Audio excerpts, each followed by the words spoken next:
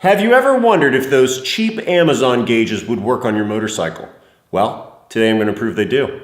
Let's roll the intro.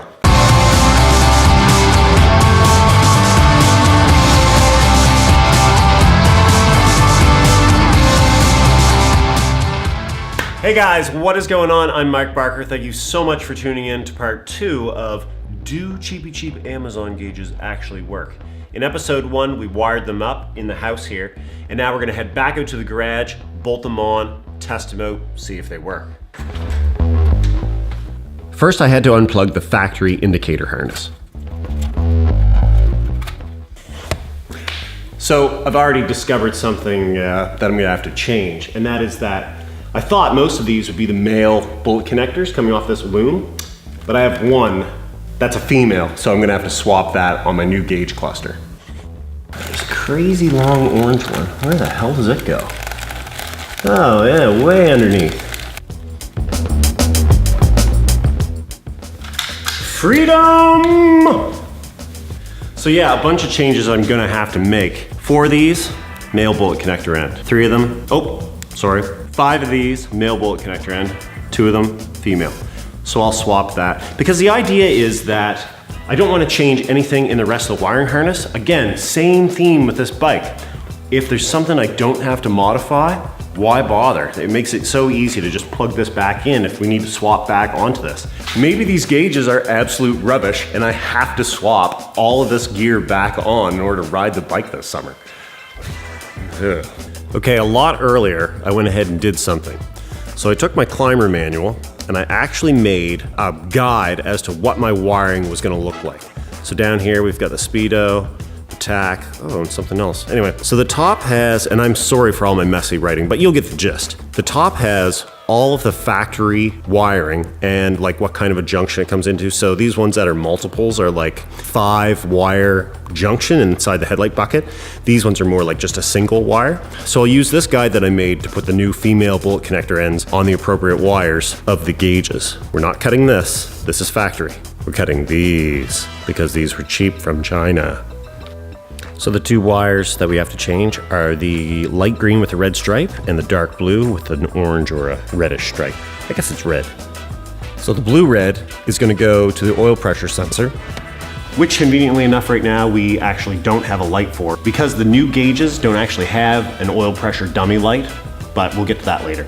So we're going to skip that one for now, but the other one we have to deal with is right here, the green with red. And that's actually going to go, if we follow my lines here, So yeah, it's gonna go to one of the black wires, so it's the ground for the neutral light. Well, while we're waiting for Mr. Soldering Iron to heat up here, I'm gonna point out something else. So on these cheap gauges, I was a little concerned, some people had made some comments in the last video about just how, water ingress might be an issue. Well, that definitely would be the case because, let's try and zoom in here. Oh geez. Okay.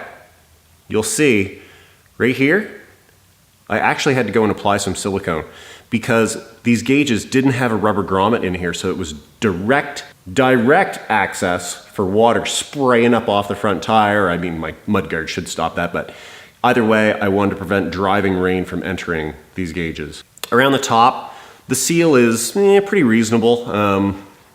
I don't think water's gonna seep in there quite as easy, but if it does, we'll address it. Of course, I had to go ahead and do the same thing on the back side of the Speedo as well. So I had to verify which of the black wires was the ground for which light on the gauges. So I just quickly used Ron Burgundy's battery, who I still haven't sold yet, just to verify which ground wire went to which light.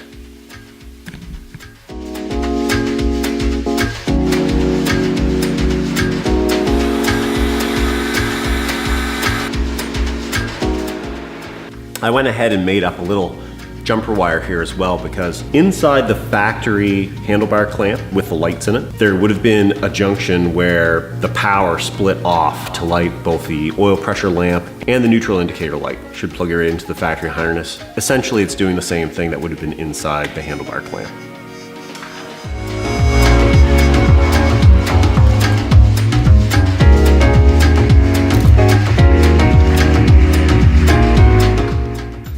All right, now to the good stuff. So we're gonna use this old electrical trick I like. Just wind some tape around all those loose connectors.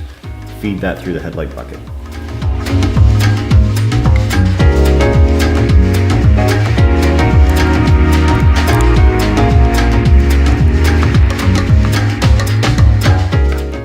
Ooh, so many wires.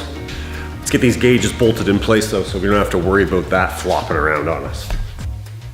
So for this, I'm just gonna use some fasteners that I had around the garage. At a later date, I'll put something prettier on though. These are just to hold the gauges in place.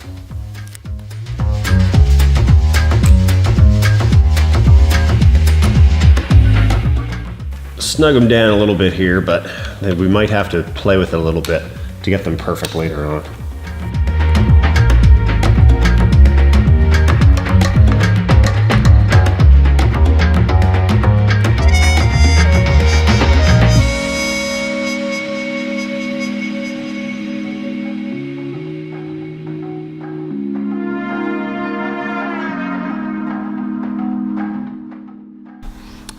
So in another little interesting twist, I've ended up having to build a second one of these little adapters, only because I didn't have enough ground locations. Now, yes, I have some new ground wires, but I'm not too worried about the load that's been introduced or anything with these gauges. Not yet, at least. That being said though, I need a little adapter to make this all work. Oh boy howdy, that should be it. That's the last wire. Everything is connected. This could be the moment of truth. Either this will work or there'll be smoke.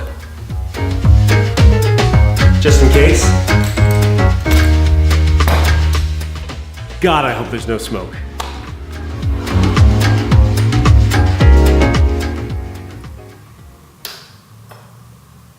Whoa. Got a neutral light. Oh, I've got gauge lights. Still have my horn? Yep. High beam? Oh, high beam indicator. Yes. Turn signals. Oh yeah. Holy shit, son! All right, we're good so far. No smoke, no flames, golden. Didn't need the fire extinguisher. That's always good.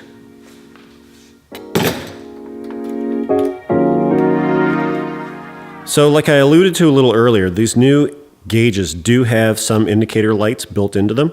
However, we're missing one thing. We don't have an oil pressure dummy light anymore. I've got a solution for this, but it's not gonna make it into this video. Hopefully the next one. I'm waiting on the parts to arrive. I bet you'll never guess where they're coming from.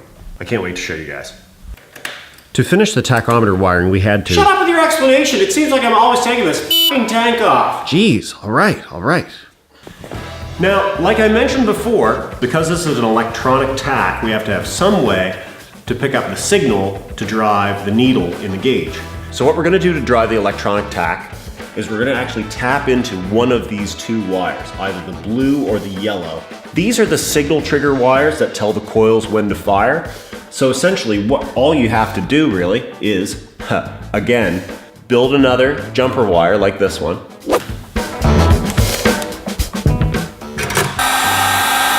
And it's gonna go in line with one of these two wires.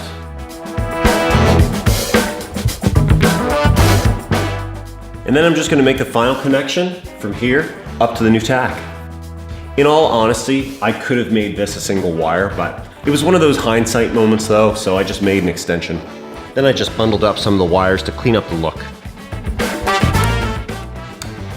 All right, with that done, I'm gonna go ahead, put the tank back on, fire this thing up, see if these babies work.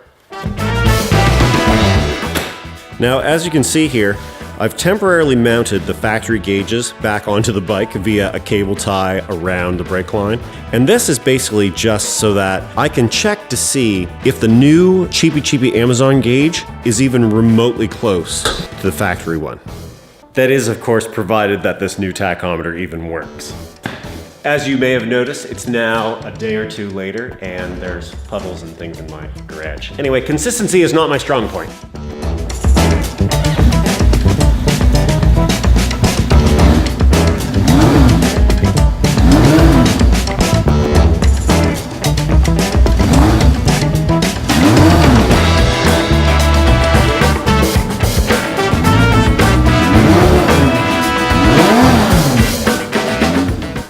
Seems to work all right. Of course, I still have to remove the factory gauges off here, just clip those off. Got to put the headlight back in. And down here, the speedo cable. I would like to eliminate this at some point. I'm gonna have to find out what I can plug the drive hole with though. Well guys, there you go. I've proven these gauges do work. Now, disclaimer, I can't promise these gauges are gonna work for a really long time. I have no idea how long they're gonna hold up. I mean, I'm assuming they're manufactured to a lesser quality than a lot of the brand name gauges that are out there. The plan right now though, get a season of riding in, see what happens. If they fall apart, I'll let you know. If I have to repair them but they still work, I'll let you know. I feel like this is really impersonal. Now, as far as the actual install went, there was a lot of wiring that I did in the previous episode, which I'll tag up here. So you'd have to do all of the soldering and wiring and whatnot that I did, whether you bought a brand new fancy Acewell gauge or an Autometer gauge, something like that. Because the way I wanted to tap into the factory wiring harness here, I had to make the connections with the bolt connectors that I did. I'm super happy that it's all worked out though. Are they the most stylish gauges in the world? Depends on your taste. For me, I love the look, I love that they're small, I love that they're low profile, and yeah, I'm really curious to see how long they last. But guys, that's gonna be it for this episode. If you're following along and you haven't subscribed yet, what are you waiting for? Like, get on that. Hit the bell for the notifications, smash the like button, and guys, I will see you in the next video. More subscriber rides next episode. Woo!